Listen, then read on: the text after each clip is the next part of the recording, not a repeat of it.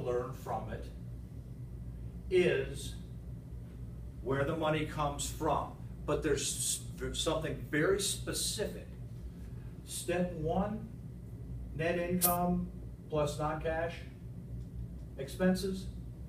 That is operational income, what's called internal financing.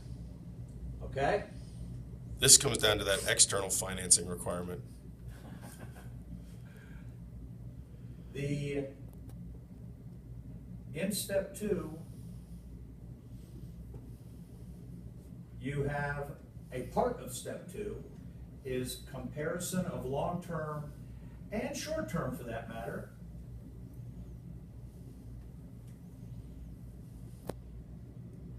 debt.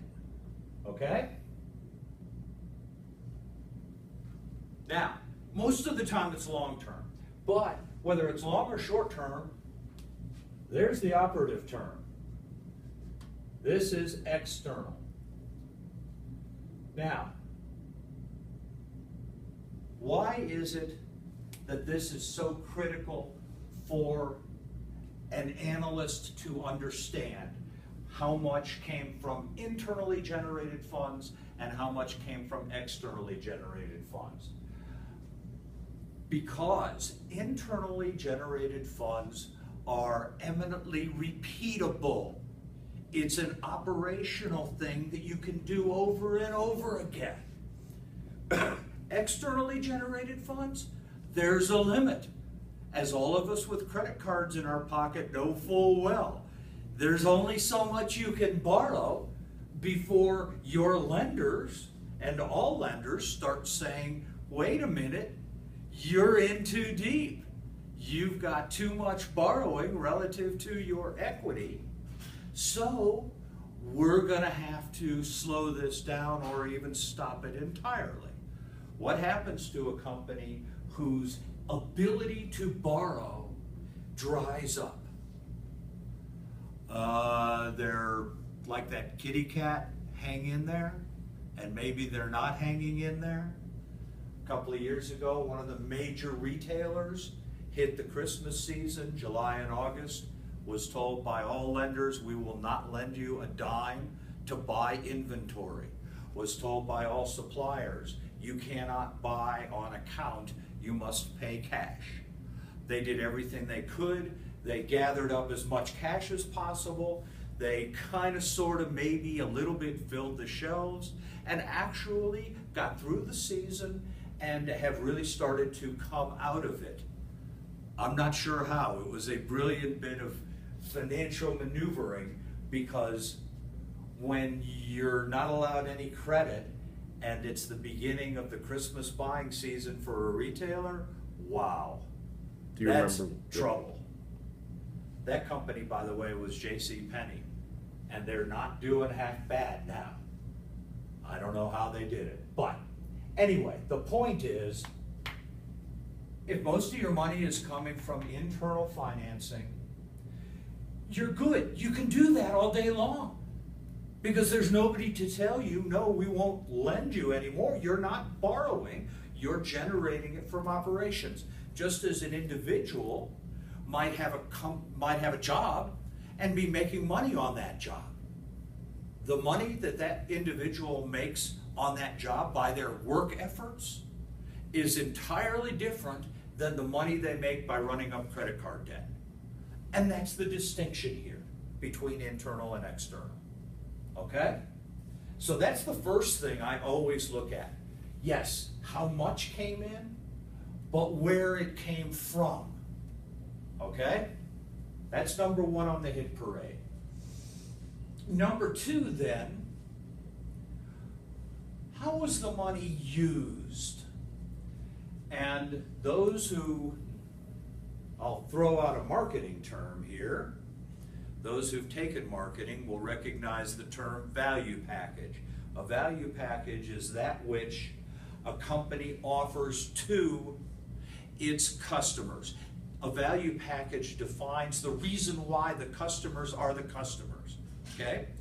In a well-run company, presumably most of the money generated is going to go to maybe things like dividends, okay, fine.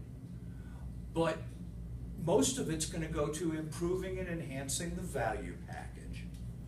Okay? That would be the definition in my mind of focused management. For instance, and I wish I could show you, but that's okay. Jeremy, are you a customer of Netflix? Yes. Why? Because I enjoy movies and commercials. What would you like to see them spend their money on? They're doing an awesome job right now, but better movies always. Better and more movies, Yeah. more stuff to watch, right? Yeah. They call that content library. They generated, step one, internal financing, roughly $4 billion. They spent on their content library, on stuff that's on their system to watch, roughly $4 billion. It's just, it is the most amazing example of 100% focused management. We have to improve our value package, period. And they're spending, number one, they're generating virtually all of their cash internally. Number two, they're spending virtually all of their cash on improving their value package. Another example, anybody here ever been to Disney? Okay, now, as a customer of Disney, did you stay at the park? In one of their hotels? Yeah. Okay, as a customer of Disney, what would you want? Now remember, Disney has a bunch of different divisions, but with the most obvious, what would you want Disney to spend its money on? Line reduction. Okay, and in fact, they are investing and have been investing for the last 3 years on something called fast passes, okay, to reduce lines. Generally though, what we as customers of Disney would want to see is investments in what? The parks, the hotels, in making the whole vacation experience that much cooler, right? Okay. How about $5 billion last year invested directly into parks? And that being by far, other than things like dividends and the purchase of treasury stock, that $5 billion, by far the largest use of cash that you would find on Disney's cash flow statement. Okay? Again, enhancing the value package. Now, you might say, why am I spending so much time talking about this? Doesn't every company, wouldn't it be stupid for a company not to? And as you might well imagine, I have an example of a company that, well, you can make up your own mind on it. Those who know me will know that one of my favorite financial whipping boys is Amazon. Everybody falls over dead at Amazon. Last year they had $107 billion in sales. And their net profit, well, they actually made a net profit, which is a change from the prior year when they lost money. But their net profit was 0.5% of revenue. Now, what was the largest expenditure? Number one, whole lot of externally financed, whole lot of debt incurred over the last 2 years to the tune of somewhere between $8 and $10 billion. And long as I'm there, might as well throw out, hopefully you watched or know something about the ratio of financial leverage, long-term debt over equity. Well, that talks about the risk associated in part with the ability to continue to borrow. Their long-term, their leverage, for financial leverage ratio is about 1.3, maybe a little bit more. In other words, they have more long-term debt than they have equity by a fairly fair margin. That in itself isn't a killer, but what did they spend the money that they borrowed on? Well, they're building a magnificent corporate complex in Seattle. It's a shrine to the magnificence of Amazon. Now, you're a customer of Amazon. You ever buy anything from Amazon? You ever buy anything from Amazon?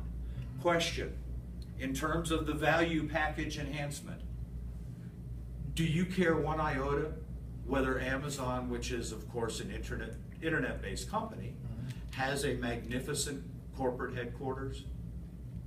Does that mean a damn thing to you? The same thing on Google. Yeah, well, Google's a little different animal. Google's generating money hand over fist.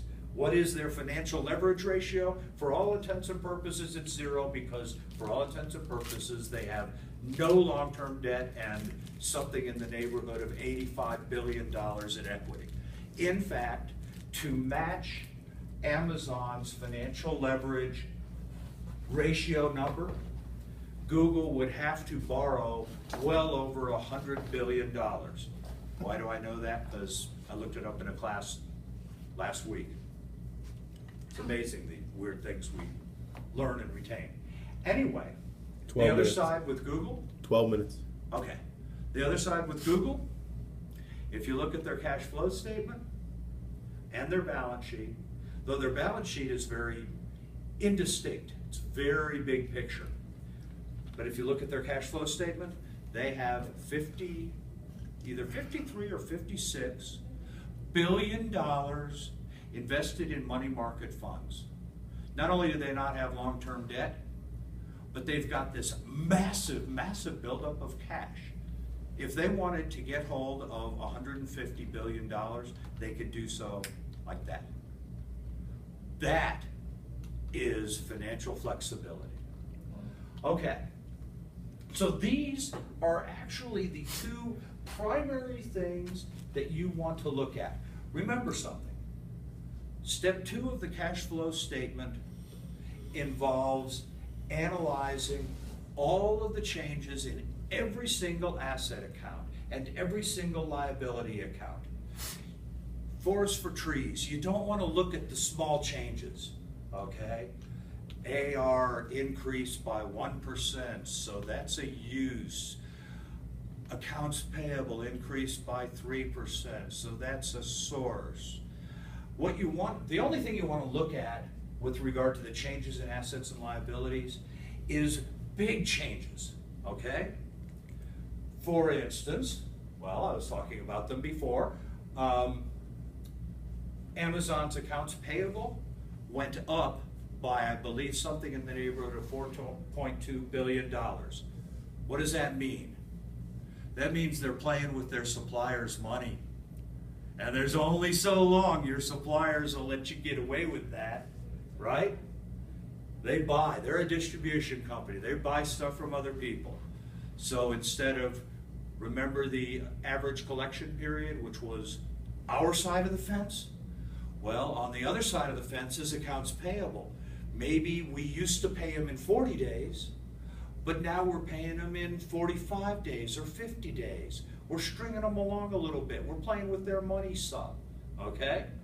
That's one side of what you look for.